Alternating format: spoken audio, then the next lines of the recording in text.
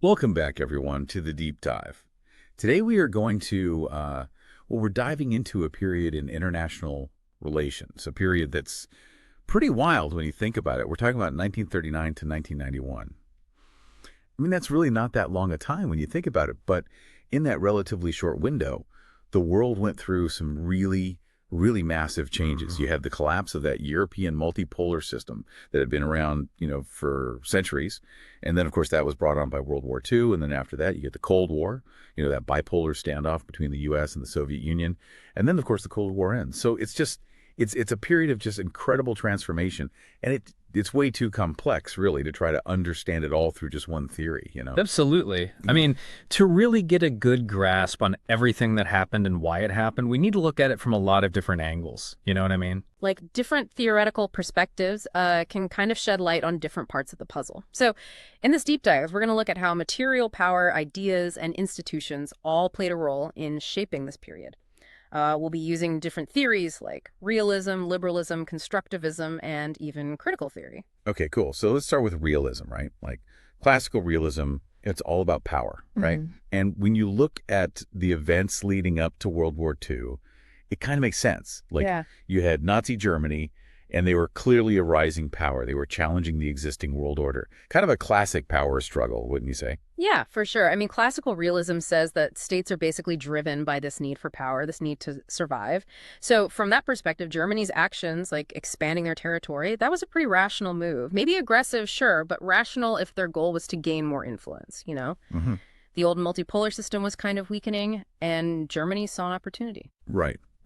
And then, after the war, we see this shift to bipolarity. That's where neorealism comes in, especially Walz's ideas about the structure of the international system. I mean, you have the U.S. and the Soviet Union emerging as superpowers. That totally changed the game in terms of alliances, the security dilemma, how countries interacted with each other. I mean, it was a whole new ballgame compared to the multipolar world before the war. Exactly. And neorealism says that the way the international system is structured, that's what really determines how states act.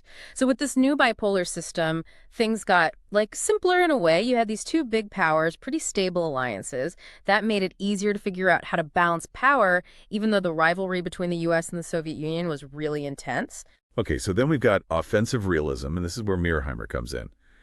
He's got a pretty bleak view of things. He'd probably argue that old multipolar system in Europe, it was always destined to fall apart. It was like a powder keg waiting to explode.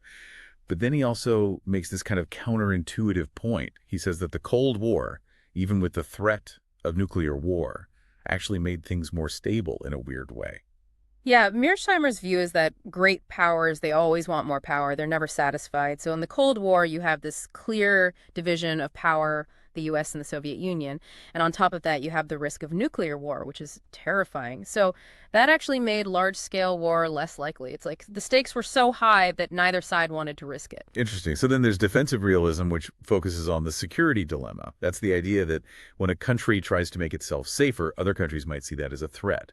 And that can lead to a whole spiral of tension and escalation. I mean, the Cold War, with all the arms races and mistrust, that's a perfect example of the security dilemma in action, isn't it? Yeah, totally. Defensive realism emphasizes that countries mainly just want to be safe. But the problem is when they try to protect themselves, other countries might misunderstand their intentions. And that's how you get these cycles of mistrust and rivalry.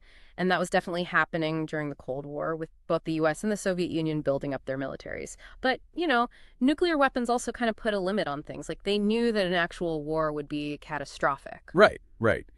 But when you look at how the Cold War actually ended, realism has a harder time explaining things. Like the Soviet Union, a superpower, it just kind of dissolved.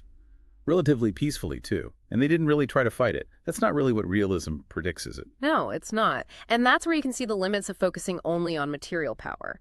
Realism has trouble explaining what happens when domestic politics, economics, ideas, and leadership all start to shift. Like Gorbachev came in with his reforms and his new thinking in foreign policy. That changed things in ways that realism doesn't really account for. Yeah, and it also seems like realism doesn't always give enough weight to the role of ideas. Yeah. I mean, the Cold War wasn't just about military power. It was this huge ideological battle. It was about fundamental differences in how society should be organized. And then you've got nuclear weapons. The whole idea of mutually assured destruction, that changed the whole logic of war in a way that traditional realist theories didn't really see coming. Yeah, you're right. Realism is great for understanding power politics, but it doesn't always get the full picture. Ideas matter, and things like nuclear weapons can totally change the game. Okay, so let's move on to liberal institutionalism. Yeah. This theory is all about how international organizations, economic ties, and democratic norms can influence how states behave. And during the Cold War, we saw these parallel systems emerge. Like you had NATO on one side, the Warsaw Pact on the other, you had the Bretton Woods institutions, and then Comecon. It was almost like two separate sets of rules were being created. Right. And from a liberal institutionalist perspective, what's really interesting is how these parallel institutions kind of shaped things even after the Cold War ended. Like once they were set up, they created these patterns, these what we call path dependencies. They had their own bureaucracies, their own rules, their own ways of doing things. And that influenced how countries made decisions, even when the original reasons for those institutions had kind of faded away. Like Eikenberry talks about the constitutional character of the U.S.-led order. It's kind of amazing how many of those Cold War institutions are still around. NATO, the IMF, the World Bank, they're still going strong. Eikenberry argues that they represent something more than just a way to contain the Soviet Union. They're based on shared values, on this idea of cooperation. And that's why they've lasted. Exactly. That constitutional element, it's about having a shared set of rules, shared values, and that creates legitimacy. So even after the Cold War ended, a lot of countries still saw these institutions as beneficial. And then you've got this idea of complex interdependence. As technology got better and economic ties between countries grew stronger, especially in the West, it seems like the Soviet Union started to fall behind. Their system was much more closed off, less interconnected, and that made it harder for them to keep up. Yeah, liberals believe that when countries interact more, when they're trading with each other, sharing ideas, that kind of stuff, it makes war less likely. They become more dependent on each other, so it makes more sense to cooperate. And the Soviet Union, they were kind of isolated from those global networks, so they had a hard time keeping up economically, and that eventually weakened them. And there's the democratic peace theory, which is another big part of liberalism. It basically says that democracies are less likely to fight each other. Yeah. And that's definitely seems to hold true during the Cold War. I mean, the Western democracies, they were allies and they never went to war with each other. Yeah, that's one of the big arguments in favor of the democratic peace theory. There are all these shared norms, shared institutions, and just more transparency between democratic countries, and that creates trust and makes cooperation easier. But liberalism isn't perfect. When you really look at the Cold War, there are definitely some inconsistencies. Like the U.S., they were all about containing communism. But sometimes that meant supporting dictatorships, getting involved in other countries' affairs in ways that kind of went against liberal principles. Yeah, that's a good point. Sometimes practical considerations can clash with ideals. During the Cold War, the U.S. sometimes had to make tough choices that weren't exactly in line with liberal values. Plus, after the Cold War ended, not everyone became democratic like some people hoped, so liberalism doesn't have all the answers. Okay, so let's shift gears again and talk about constructivism. This is where ideas and identities really take center stage. Constructivists argue that the Cold War wasn't just about power. It was a clash of worldviews, of different ways of understanding the world. You had democratic capitalism on one side and state socialism on the other. They were like two completely different imagined communities, right? Yeah, exactly. Constructivists believe that ideas and identities are super important for understanding international politics. And in the Cold War, those competing ideologies shaped everything. Who became allies, how countries talked to each other, even how they perceived threats. And constructivists also emphasize that norms, like ideas about what's right and wrong, they change over time. So during the Cold War, concepts like sovereignty, self-determination, and human rights, they were constantly being debated and redefined. Yeah, the whole concept of self-determination, for example, that became really important during decolonization, and human rights became a huge issue. The East and West were constantly arguing about what those things really meant. Gorbachev and his new thinking, that seems like a good example of how constructivist ideas can play out in the real world. I mean, the Soviet Union was struggling economically, but Gorbachev's changes weren't just about fixing the economy. He had this whole new vision of what the Soviet Union's role in the world should be. And that helped pave the way for a peaceful end to the Cold War. Yeah, with new thinking, Gorbachev was basically saying, hey, maybe we don't have to see everything as a zero-sum game. Maybe the U.S. and the Soviet Union have some shared interests. That was a huge shift in thinking.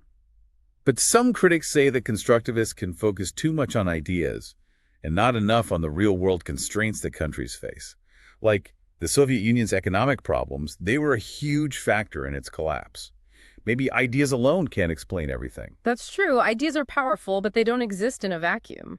The Soviet Union's economic troubles created an environment where new ideas could take root. So you have to look at both the material and the ideational factors together. Okay, last but not least, let's talk about critical theory. This perspective is all about digging deeper, looking at how power works through knowledge, how ideas can be used to advance certain interests. So during the Cold War, both the US and the Soviet Union were trying to promote their own versions of the world order, right? And they did that not just through military force, but through cultural influence, education, aid, all kinds of things. They were competing for ideological dominance, basically. Yeah, critical theory draws on thinkers like Gramsci. He talked about how powerful groups try to establish their authority not just through force, but by getting people to accept their ideas. And that's what was happening in the Cold War. Both sides were trying to convince the world that their system was the best, the most just. And they both used these big universal-sounding concepts, like the West talked about freedom, the Soviets talked about liberation. But critical theorists would say, hold on a minute, are those terms really neutral? Or are they being used to mask particular agendas? Exactly. Critical theory forces us to look beyond the surface, to ask who benefits from these ideas, whose voices are being silenced.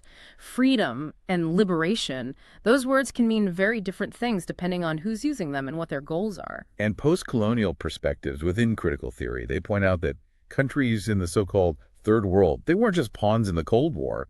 They had their own agency. They found ways to play the two superpowers off against each other to get what they wanted.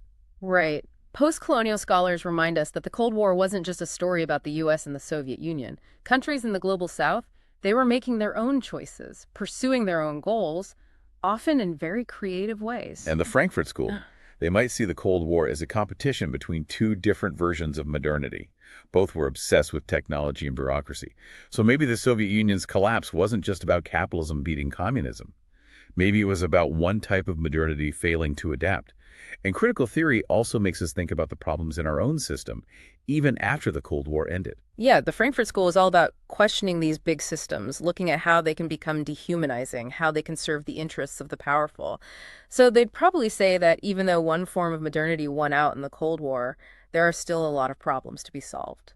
So when we look at all these different theories, we get a much more complete picture of everything that happened between 1939 and 1991. It was about power, yes, but it was also about ideas, institutions, and the constant struggle for legitimacy on the global stage. It was complicated. It was. And what's really important to see is how all these factors are connected. Material power sets the stage, but ideas shape how that power is used. Institutions create these long-lasting structures, and the battle for dominance happens on multiple levels. And understanding all of this is really relevant today, too. I mean, we're seeing a new era of great power competition, new global players emerging, new ideas about how the world should be run.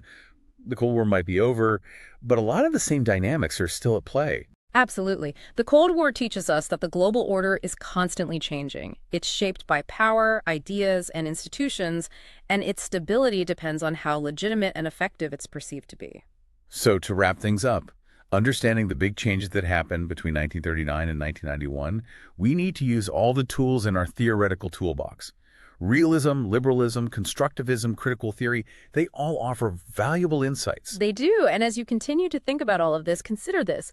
What parts of today's world seem really stable, really fixed, and based on what we learned from the Cold War, how might those things actually be more fragile, more open to change than they appear? That's a great question. Lots to think about. Thanks for joining us for this deep dive. Until next time.